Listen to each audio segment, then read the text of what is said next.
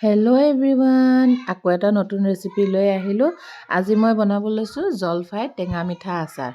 প্ৰথমতে জলফাইখিনি ধুনীয়াকৈ ধুই মেলি এটা চচপেনত নিমখ অলপ দি পেলাই বইল কৰি ল'লোঁ। তাৰপিছতে এইখিনি চাওঁ এখন বাচনত ধুনীয়াকৈ উলিয়াই ল'লোঁ। উলিয়াই লৈ পেলাই যেতিয়া ঠাণ্ডা হৈ গ'ল তাৰ লাঠিকেইডাল ঠাৰিকেইডাল আঁতৰাই ল'লোঁ। আঁতৰাই লৈ মেছ কৰি মই ৰ'দত দি দিলোঁ। মেছ কৰি ৰ'দত দিয়া ভিডিঅ'টো কিয় জানো ৰেকৰ্ড নহ'ল।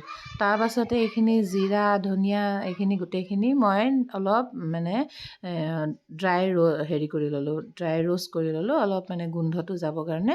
এতিয়া মিলাই পেলাই তাৰপিছত এইখিনি গ্ৰাইণ্ড কৰি ল'লোঁ। তাৰপিছত ইয়াক লগতে পাউডাৰখিনিও উলিয়াই ল'লোঁ, হালধি জলকীয়া গুড়ি এনেকুৱা।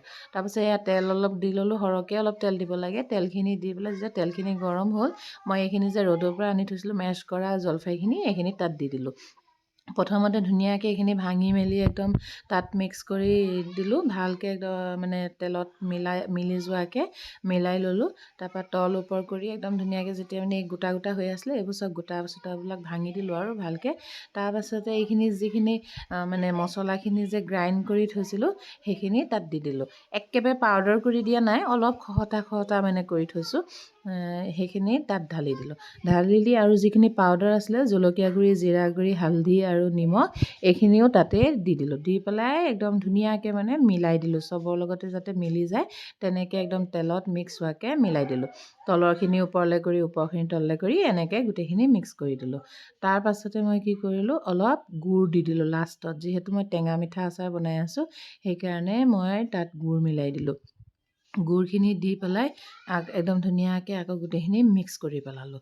মিক্স কৰি মেলি একদম তলৰখিনি ওপৰলৈ কৰি ওপৰখিনি তল কৰি এনেকৈ 2-3বাৰ মিলোৱাৰ পিছত তাৰপৰা মই এইখিনি কি কৰিলোঁ, চিমত দি দিলোঁ আপোনাৰ 20-25 মিনিটৰ কাৰণে। একদম গেছটো চিমত দি পেলাই থৈ দিলোঁ।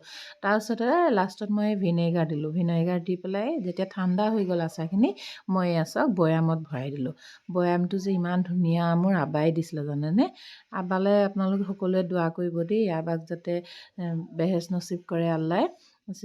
এইটো মোক আবাই দিছিলে। এইটো ধুনীয়াকৈ মই ইয়াতে ভৰালোঁ আচাৰখিনি আৰু ঠাণ্ডা হোৱাৰ পিছত। তাৰপিছতে গোটেইখিনি ধুনীয়াকৈ ধৰিছেহে দেই। আচাৰ সৰহকৈ আছিলে বাৰু। এইটো কিন্তু মই ফাৰ্ষ্ট টাইম আচাৰ ভৰাইছোঁহে এইটোত। অকণমান লেতেৰা ছাইডত লাগি গৈছিলে যে এইখিনি মই ইয়াত মিলাই ভালকৈ মুচি মেলি চাফা কৰি ল'লোঁ। খাবলৈ কিন্তু খুব টেষ্ট হৈছিলে। মই অকণমান খাই চালোঁ আৰু মোৰ ঘৰতো অলপ খাবলৈ দিলোঁ, তাহাঁতিও কৈছে যে খাবলৈ ভাল হৈছে। আপোনালোকেও বনাই চাবচোন, খুব মজা লাগে। এতিয়াতো জলফাইৰ ছিজনে চলি আছে ন। তো আৰু যদি মোৰ ভিডিঅ'টো ভাল লাগিলে প্লিজ লাইক কমেণ্ট শ্বেয়াৰ আৰু ছাবস্ক্ৰাইব কৰি দিব দেই মোৰ চেনেলটো। Thank U.